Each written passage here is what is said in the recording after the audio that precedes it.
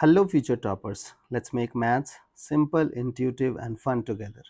So we got wholesome new session in which we will understand the concept of probability distribution. Here also we will try to calculate the value of mean, then we will handle variance, and then we have standard deviation.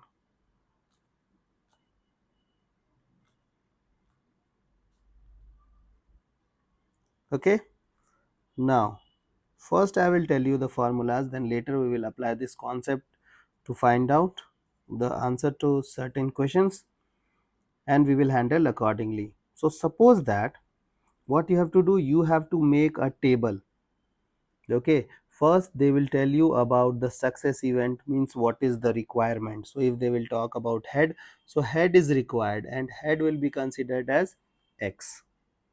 Okay, then you will find out the probability according to that x. Okay, so if they will ask you to find out the mean, what you have to do, you have to find out the summation of pi xi upon summation of pi, means probability 1 x1, probability 0 x0, probability 2 x2 and so on.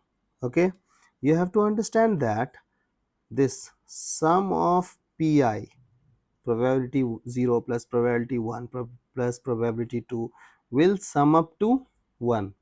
So this is the idea. Now suppose that you have to calculate the value of variance. So you know that variance is this thing, okay, and it is summation probability I pi and then we have xi square. So what you have to do, and then minus of this is mean square. Okay, now what you have to do, you have to find out p0 and then x0 square, you have to multiply and then you have to add it with p1 x1 square, p2 x2 square, and after adding everything you have to subtract the square of mean.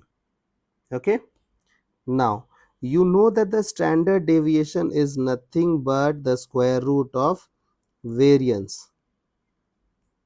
If they will ask you to find out variance or standard deviation, you have to go for variance, and if they will ask you variance, go with variance. If they will ask you to find out standard deviation, then find out the square root of variance and things are done.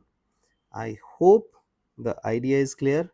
Now we will handle certain questions so that you can build better conceptual clarity, and then we will handle few more questions. So see you guys in next session of MathFlix.